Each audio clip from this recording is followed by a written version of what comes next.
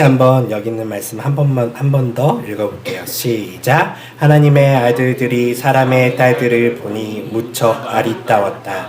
그들은 저마다 자기 마음에 드는 여자들을 아내로 삼았다. 네. 오늘은 창세기 6장부터 12장 전까지, 그러니까 아브라함이 나오기 전까지의 말씀을 좀 큰 그림에서 살짝 보고, 오늘은 더 특별히 우리가 잘 아는 노아의 방주 이야기는 너무 잘 알잖아요. 그래서 노아의 방주 이야기보다는 왜 도대체 홍수 사건이 일어났고 그들에게 심판할 수밖에 없는 일들이 일어났는지에 대한 홍수 심판에 대한 원인을 좀 더 깊이 살펴보는 시간을 가지려고 합니다. 크게 6장부터 11장까지는 이 세 가지의 흐름으로 이어져 있어요. 먼저는 심판의 이유가 6장에 나타나고요. 거기 등장하는 것은 하나님의 아들들이라는 단어가 등장하고, 또 네피림이라는 단어가 등장하고, 또 수명이 120살까지 된다는 단어가 등장해요. 자, 이거 퀴즈에 나올 수 있겠죠? 네, 중요한 단어들이 여기 나오고 있어요. 또 하나는 심판과 구원에 대한 이야기가 그 다음 이야기가 나와요. 심판과 구원이라고 제가 써놨는데 왜 심판이면 심판이지 구원이 같이 붙어 있을까요? 이것은 성경의 굉장히 중요한 특징이에요. 제가 우리 신약 성경 같이 배울 때도 제가 늘 활용한 게 있어요. 종말이 언제입니까? 라고 하면 베드로가 뭐라 그랬죠? 네, 요엘서를 들면서 지금이 마지막 날이며 오늘이 구원의 날이다. 네, 종말의 날이 오늘이고 또한 구원의 날도 오늘인 거예요. 네, 즉 심판과 구원은 항상 같이 짝을 맞물리고 있어요. 이게 성경이 이야기하는 아주 중요한 핵심 중에 하나예요. 심판의 날이 곧 구원의 날이고요. 구원의 날이 곧 심판의 날이기도 해요. 노아의 사건도 똑같아요. 비가 오면서 사람들에게는 심판이었고요. 노아의 가족은 구원을 받는 구원의 시작이기도 합니다. 그리고 배가 정착한 뒤에 그들이 한 곳에 모여서 살면서 무엇을 쌓냐면 바벨탑을 쌓기 시작을 해요. 그리고 바벨탑 이후에는 하나님께서 보시고 그들을 흩어버리시죠. 흩어버리시는 방법은 언어를 달리해버려요. 이때부터 이제 민족에 대한 개념들이 나타나기 시작해요. 그러니까 앞선 이 노아의 홍수 이전에는 민족 개념이 없어요. 그들은 같은 언어를 썼고 그들은 같은 가족들의 구성원들이었고 다 하나 건너 친척이고 친척이었지만 바벨탑 이후로부터는 언어가 갈라지면서 민족 개념이 생기고 문화가 달라지게 되고 이런 일들이 생기게 되죠. 또 이 사건은 나중에 후대에 아주 중요한 짝을 이루는 사건과 맞물리게 돼요. 이 달라진 언어가 한 사건으로 인해서 다시금 하나 되는 사건이 나타나는데요. 그 사건이 무엇이죠? 다 처음 보는 것처럼 하시죠. 네, 똑같아요. 아까 얘기한 구원과 심판이 오늘 일어났다라고 하는 그 사건과 언어가 합쳐지는 사건이 동시에 일어나요. 어떤 날이었죠? 오순절 날이었어요. 네, 여러분 이거 잘 기억해 두시면 아주 중요한 성경에 지금 짝을 이루는 심판과 구원, 그 다음에 언어가 달라진 사건과 언어가 합쳐진 사건이 서로 맞물려서 일어나고 있어요. 드디어 하나님께서 앞선 그 심판을 거두시고 이제 구원을 시작하시는데 그 증표로서 바벨 때는 그들의 언어를 흩어버렸지만 오순절 성령의 강림을 통해서는 언어를 오히려 그들이 알지 못하는 언어를 할 수 있게 됨으로써 이제 모든 민족에게 복음을 전할 수 있는 시작이 되는 것이죠. 이런 것들이 굉장히 중요하게 성경에 나타나요. 그래서 이 창세기를 모세오경을 잘 알면요, 성경의 다른 부분들이 어떻게 지금 구성이 되는지를 조금 더 명확하게 알 수 있어요. 그렇지 않으면 그냥 오순절 사건은 오순절 사건으로만 사람들은 알지만요, 실제로는 앞선 우리가 같이 본 노아의 방주 사건과 또 이 바벨탑의 사건이 사실은 오순절 성령 강림의 사건과 짝을 이루면서 성경은 이렇게 문제가 발생했지만 다시금 회복돼 가는 모습으로 성경은 이야기하게 되죠. 오늘은 오늘 이 세 가지 중에서 앞선 심판의 이유에 조금 집중할 터인데요. 그 이유는 우리가 며칠 전에 중요한 날이 한번 지나갔었어요. 어떤 날이었죠? 세계 여성의 날이 있었어요. 물론 그 날 때문에 제가 이 본문을 준비한 건 아니지만 너무 잘 사실은 이 심판의 이유와 그것이 잘 설명될 수 있는 것이기 때문에 오늘은 좀 더 의미 있게 이 본문을 살펴보려고 합니다. 자, 심판의 이유에 보면 6장 2절에서 또한 4절을 보면 심판의 이유가 드러나요. 6장 2절에서 4절 한번 제가 다시 찾아드릴게요. 같이 읽어볼게요. 시작. 하나님의 아들들이 사람의 딸들을 보니 무척 아리따웠다. 그들은 저마다 자기 마음에 드는 여자들을 아내로 삼았다. 4절이요. 그 무렵 물론 그 후에도 얼마 동안 네필임이라는 거인 족속이 땅에 살았다. 네필임은 하나님의 아들들과 사람의 딸들 사이에서 태어난 자들로 옛날에 이름을 떨쳤던 용사들이었다. 네. 심판의 원인을요, 디테일하게 얘기하지 않지만 이 본문이 앞서 나오고 그 다음에 바로 하나님께서 이들의 생각이 모두 악하구나, 이들을 모두 쓸어버려야 되겠다라고 결정하시는 이야기로 넘어가게 돼요.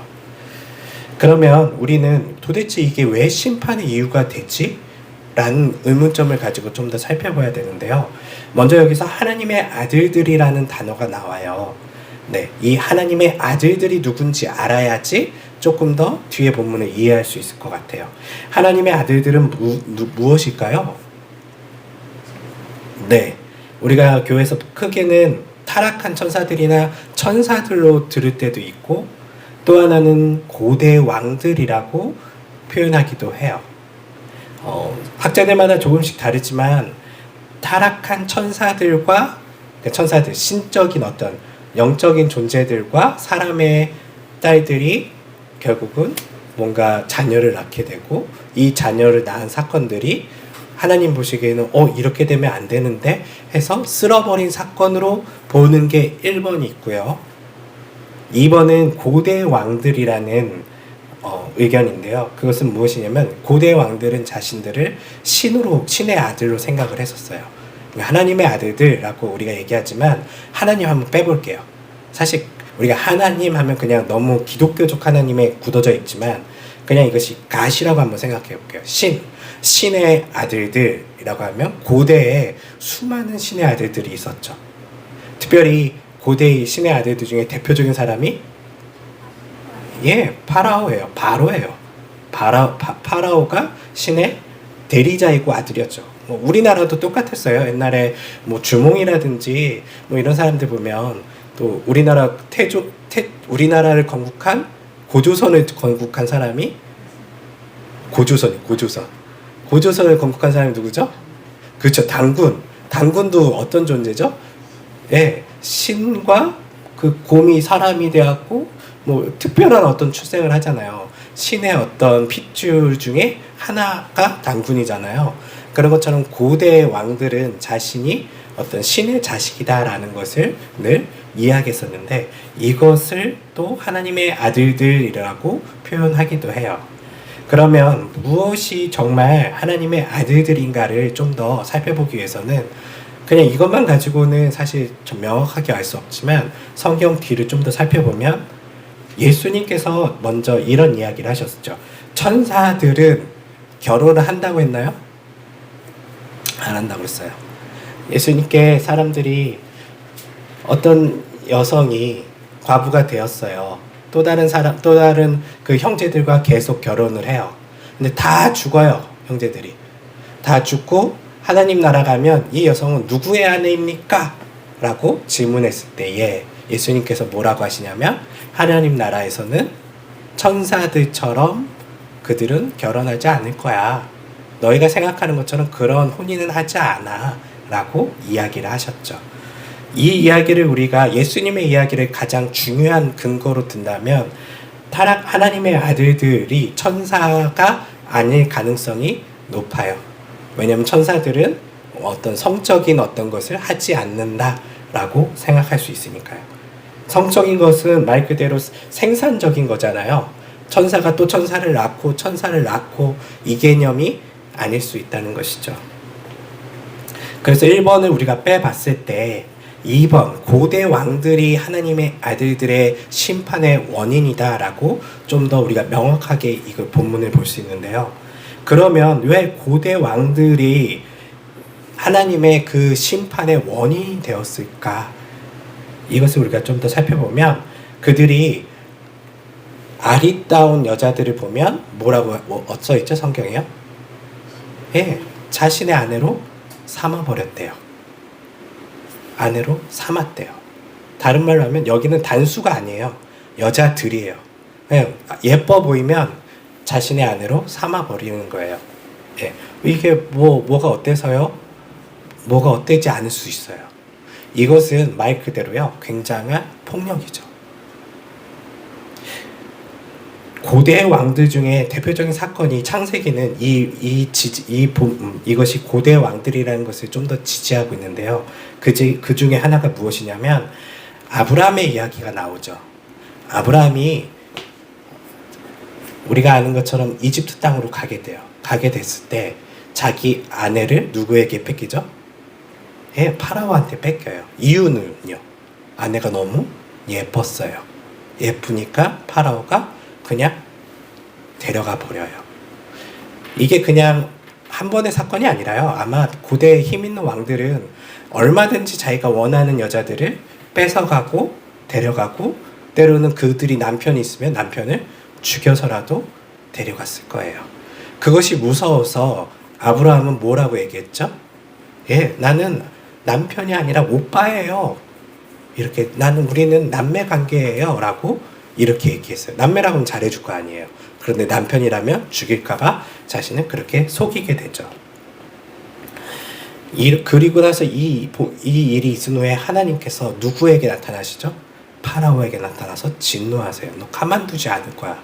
돌려주지 않으면 너 가만두지 않을 거야. 하나님이 바로에게 직접적으로 그를 협박하시죠.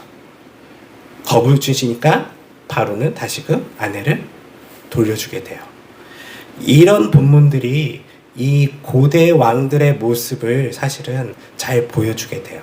고대 왕들이 이 6장에 보는 것처럼 아리따운 여성들을 다 뺏어갔다면 그 사회는 어땠을까라는 생각을 우리가 해보는 것이죠.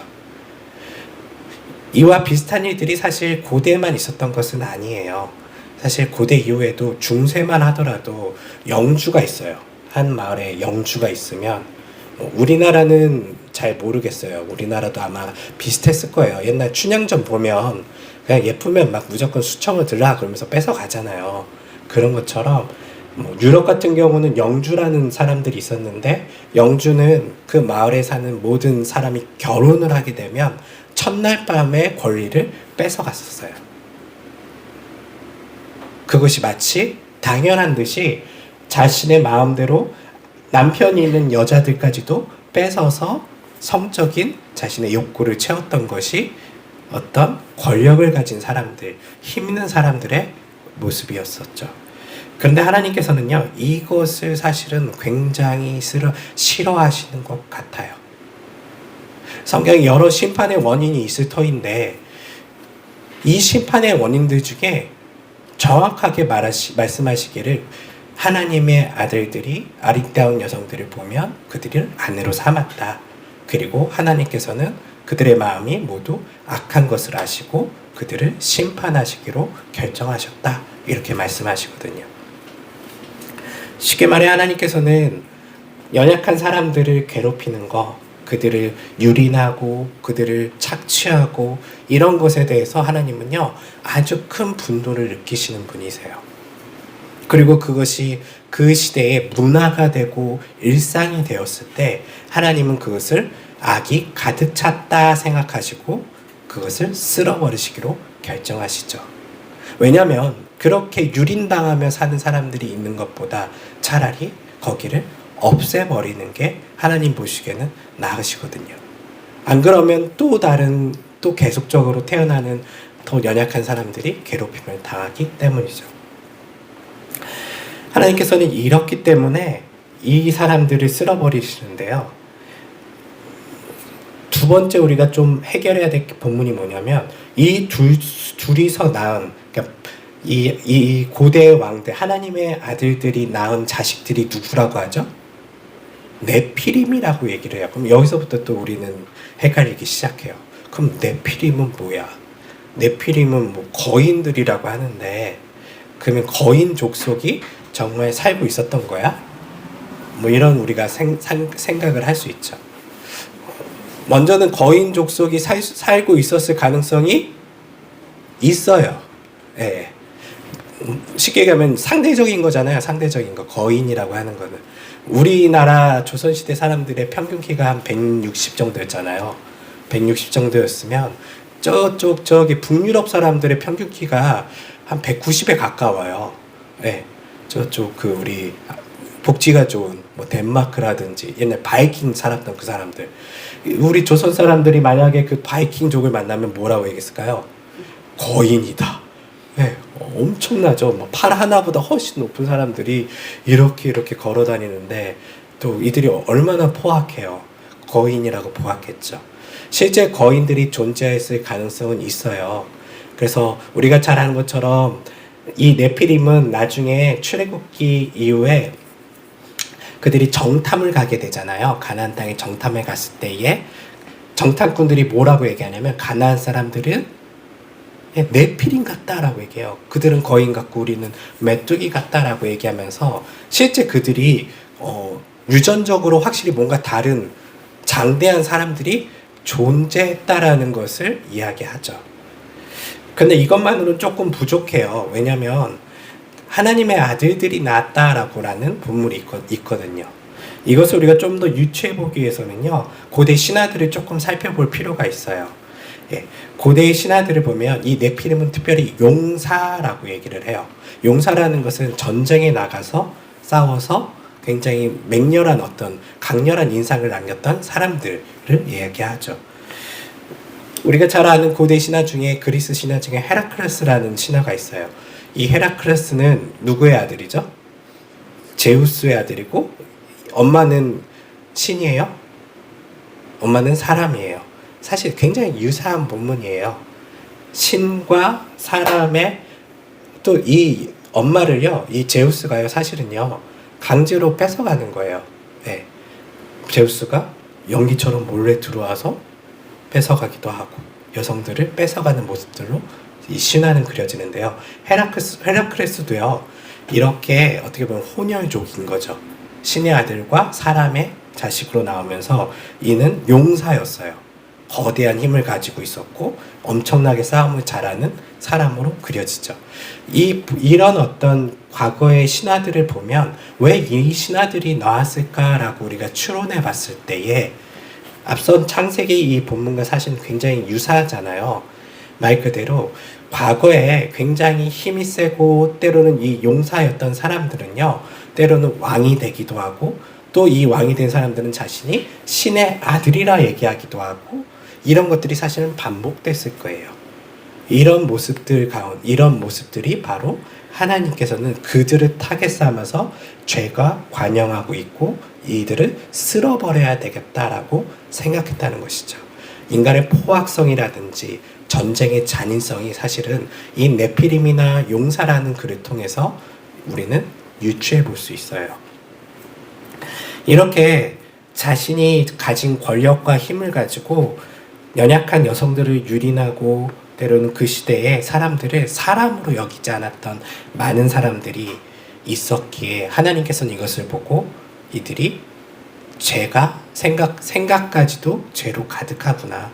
이들을 쓸어버리지 않으면 이 세상은 너무나 끔찍한 세상이 되겠구나라고 생각하시고 심판을 결정하시게 돼요.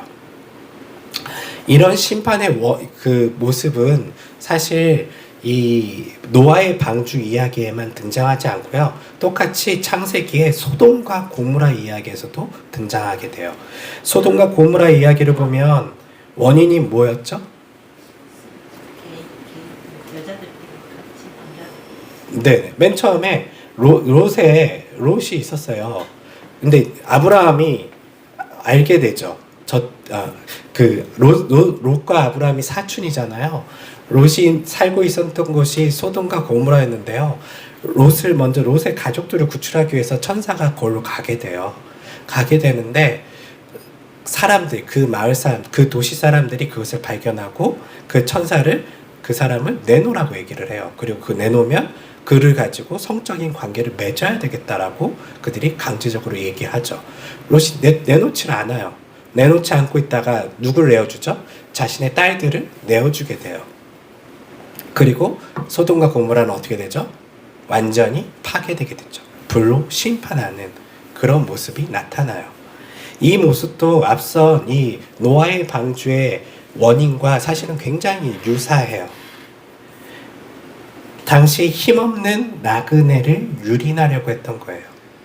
이 본문을 동성애를 반대하는 사람들은 동성애 본문으로 이해하는데요. 그게 아니에요. 물론 동성애도 만연했을 거예요. 왜냐하면 권력자들이 남자나 여자를 가리지 않아요. 우리나라도 그렇고 고대시대 왕들은요, 성적인 쾌락을 위해서는 남자도 일반적인 남자가 아니라 소년이죠. 어린 소년이나 여성들을 유린하는 것이 그들의 대부분의 모습이에요. 이 소돔과 고모라도요, 이 나그네가 그곳에 갔을 때에 그들은 나그네를 환영하기보다는 나그네의 성을 유린하려고 했었어요. 그리고 그게 안 되니까 롯이 딸을 내어주니까 또 그 딸들을 그냥 유린했던. 근데 이 롯이 딸을 내어줬다는 그 본문을 보면요, 이해가 안 되는 게 어떻게 딸을 내어줄 수 있지라고 생각하지만요, 그만큼 소돔과 고모라가요, 그런 것이 일상적이었고 그런 것이 아무렇지 않을 만큼 너무나 타락한 곳이었다는 것을 보여주는 거예요. 내가 살기 위해서 내 가족의 내 딸들의 성까지도 사람들한테 내줘야 됐던 문화가 그 시대에 특별한 사람들이 약한 게 아니라 그게 그냥 보편적인 그 소돔과 고모라 성의 문화였다는 것이죠. 이런 것을 봤을 때 하나님께서 그들을 심판하시죠. 이렇게 하나님께서는 연약한 자들, 특별히 여성들이나 아이들, 나그네와 같은 사람들을 유린하고 괴롭히는 것에 대해서 크게 분노하세요. 어느 정도까지 분노하시냐면 이 세상은 쓸어버리실 만큼이요. 하나님의 이런 모습은 우리가 잘 아는 것처럼 뒤에 얼마나 이것을 싫어하시는지 또 성경은 끊임없이 이것과 관련된 이야기들로 계속 쓰여지게 되는데요. 우리가 잘 아는 것처럼 하나님께서 가장 아끼시고 사랑했던 사람이 누구죠? 다윗이에요. 다윗. 예, 다윗의 범죄가 있어요. 그런데 그 범죄에 대해서 하나님이요, 너무나 싫어하셨어요. 그냥 그럴 수 있지라고 보지 않으시고 하나님이 너무나 화가 나서 어찌할 바를 몰라서 사실은 다윗이 회개했음에도 불구하고 그들의 자식들을 쳐버렸어요. 그 나라를 쳐버렸고요. 물론 하나님께서 은혜를 베푸시기는 했죠. 다윗에게요. 하지만 그렇다고 해서 눈 감아 주시지를 않으셨어요. 이 죄는요, 다른 것보다 그 죄가 우리가 잘 아는 것처럼 밧세바를 강제로 빼앗은 죄예요. 밧세바는 아름다운 여성이었던 것 같아요. 이 본문은 마치 노아의 방주의 그 사건처럼요, 왕이 아름다운 여성을 보고 자신이 마음대로 아내로 삼은 사건이에요. 그리고 아내로 삼기 위해서는 누굴 없애야 되죠? 그의 남편을 죽이게 되죠. 단순히 이 여성을 유린하는 사건은요, 여성만이 피해자는 아니에요. 그 여성과 관련된 가족들조차도 다 어떻게 보면 그 폭력의 피해자로 살아가게 되는 거예요. 남편이 죽을 수도 있고 때로는 딸을 빼앗긴 아버지가 될 수도 있고요. 하나님께서는 이런 것을 너무나 싫어하셔서 다윗에게 심판하셨죠. 이렇게 성경은요, 끊임없이 이 사건이 이런 일을 행하는 자는 하나님께서 심판한다라는 모습을 분명하게 보여줘요.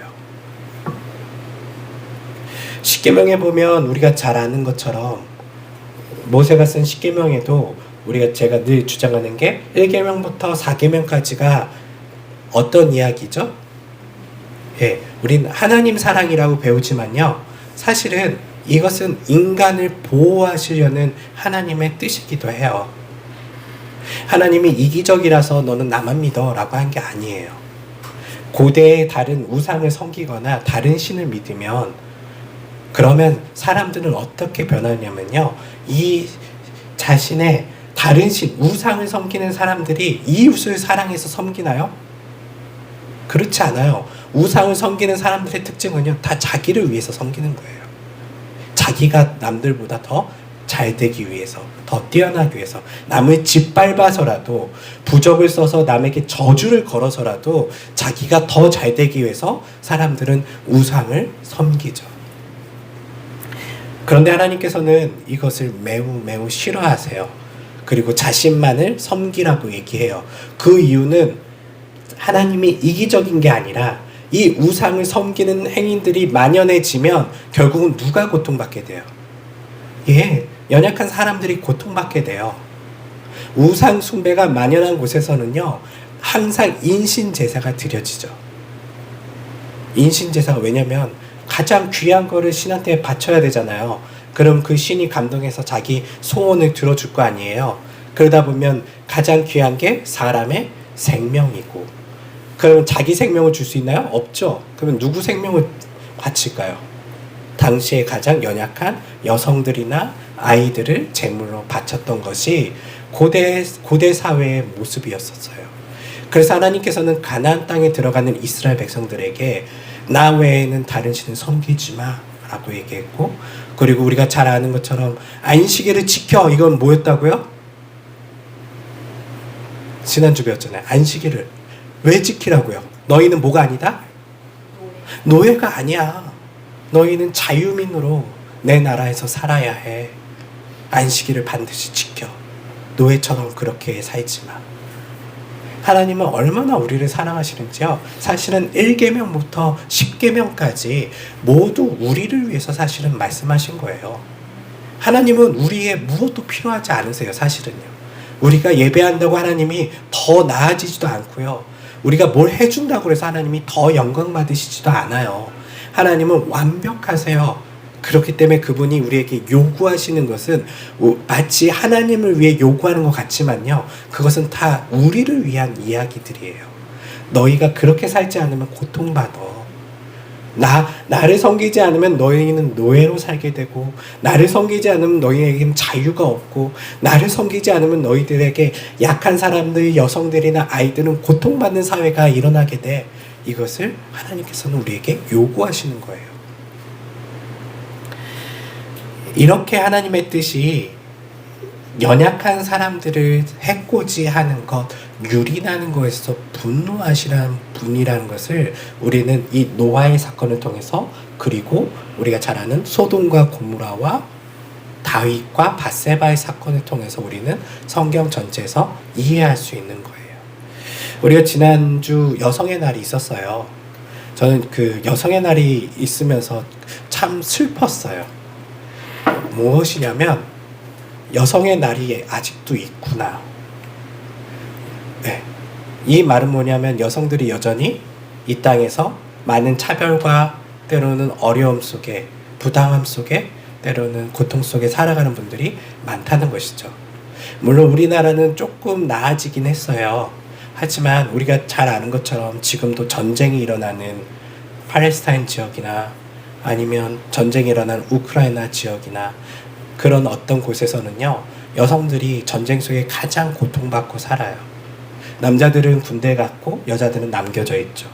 군인들이 들어오면 여성들은 또 유린당하고, 또 그런 고통 속에 살아가는 것이, 보호자가 없이 살아가는 것이 지금도 여전히 우리가 살고 있는 이 시대에도 일어나고 있다는 것이에요.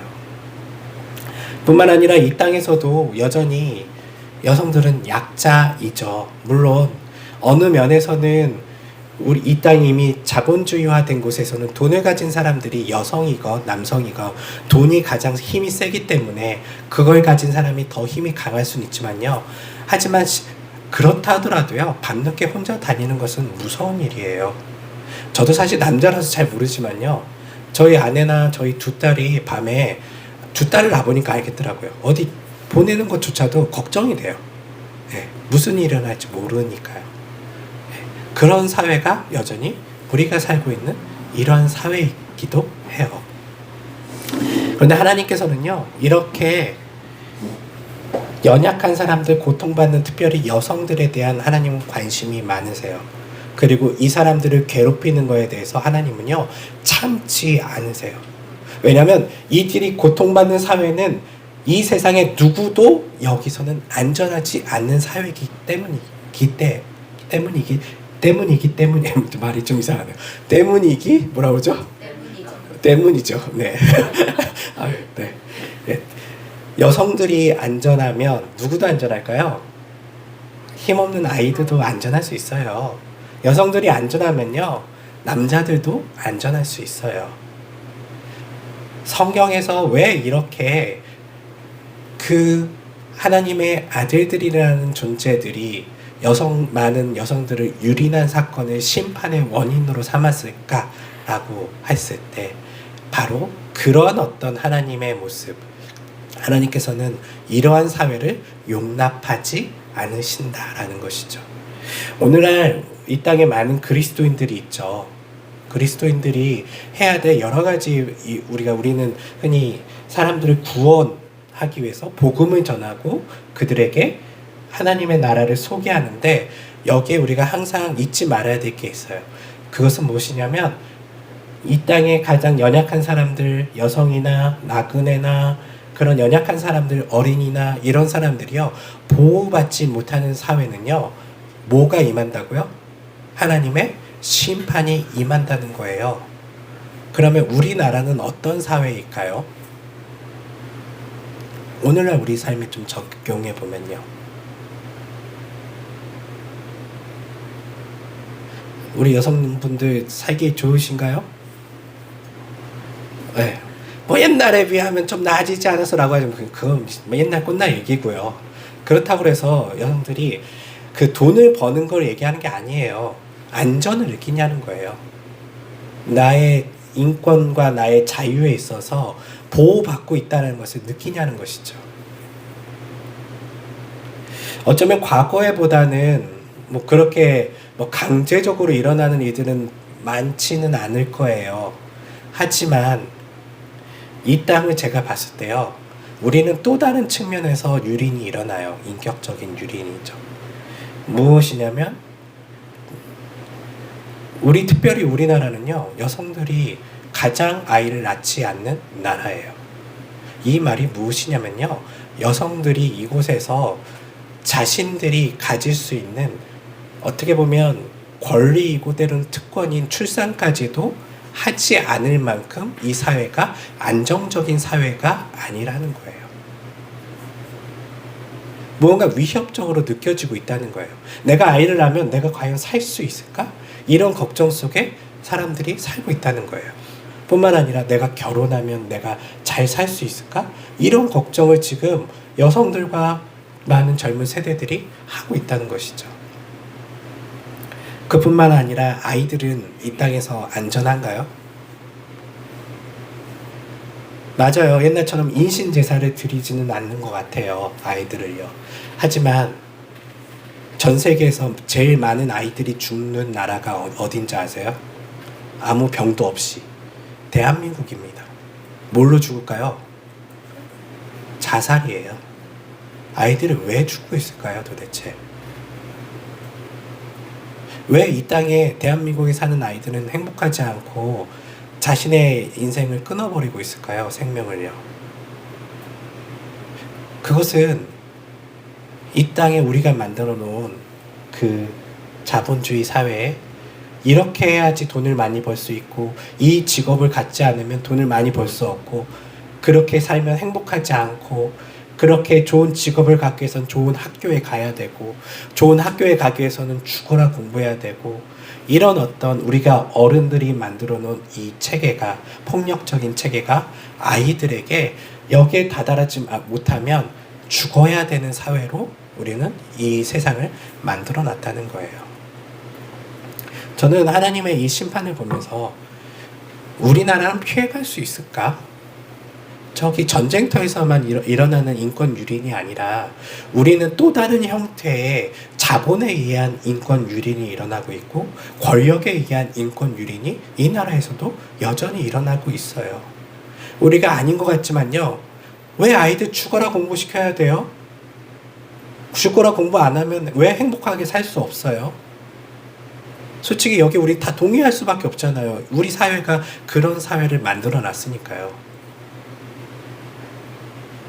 그리고 그 사회에서 아이들은 마치 우상에게 제물로 바쳐진 인신 제사처럼요, 이 자본주의 사회에서 아이들이 그렇게 제물로 바쳐지고 있는 거예요.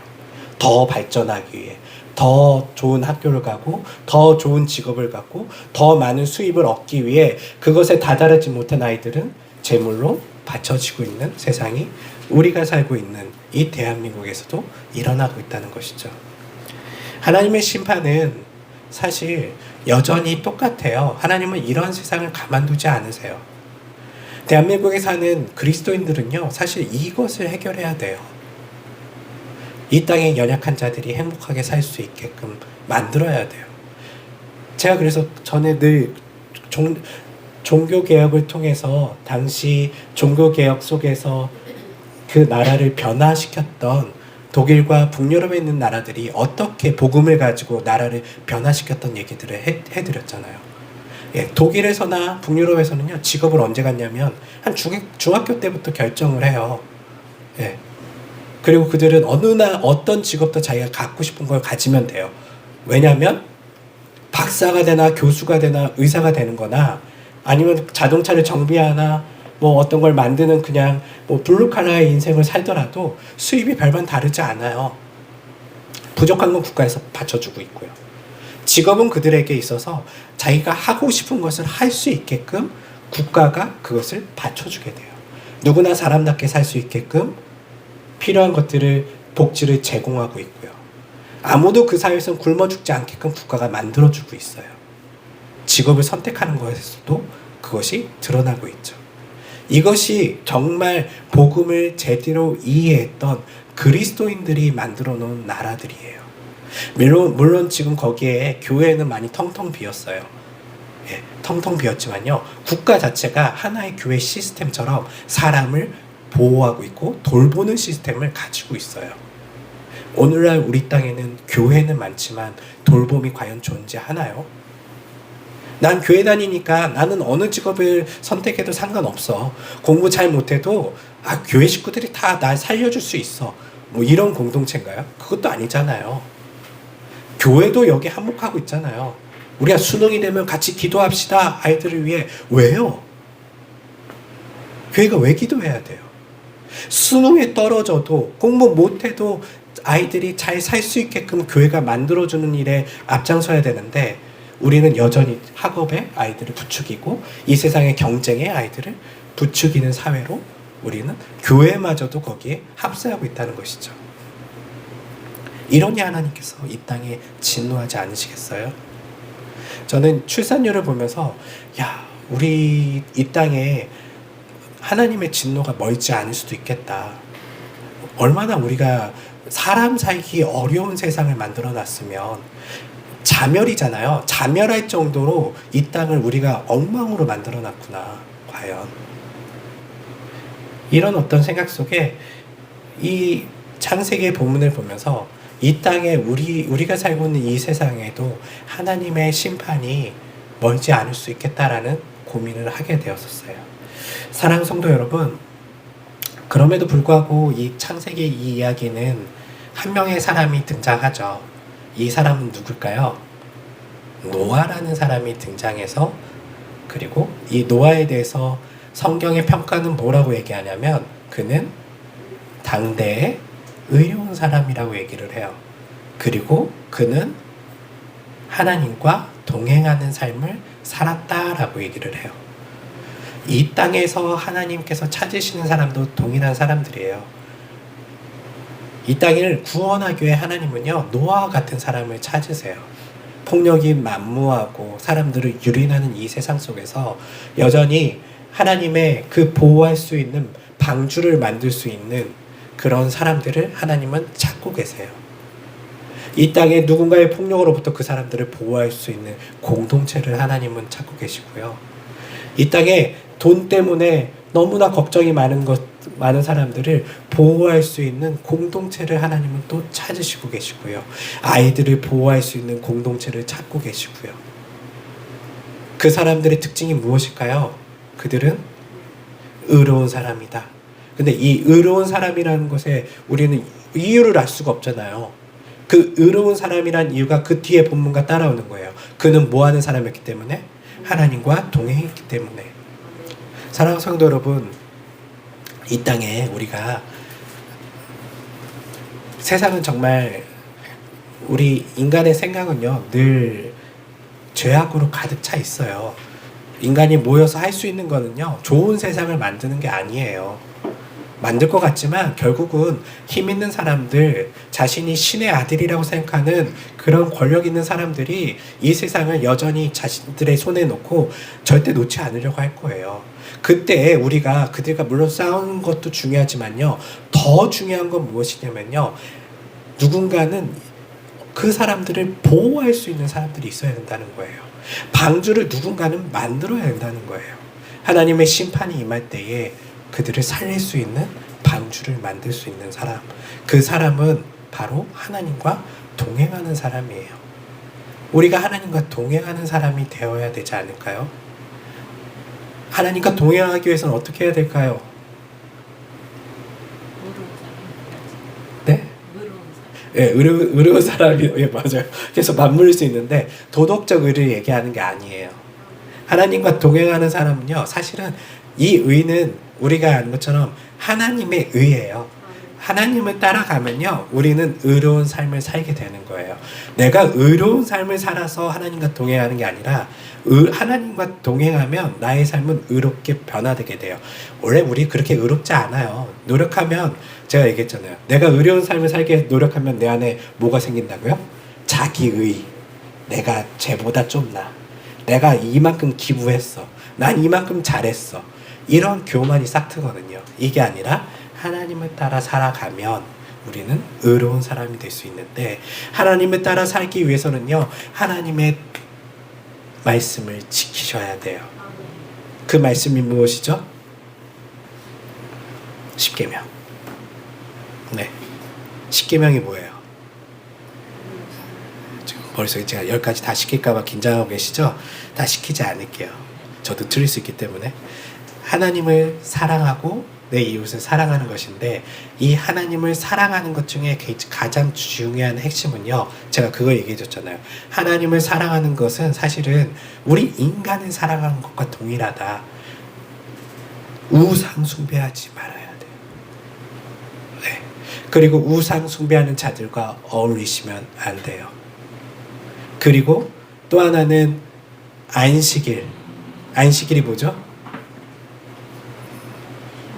너희는 뭐가 아니다? 노예처럼 사시면 안 돼요. 당당하게 자유민으로 그리스도인답게 사셔야 해요.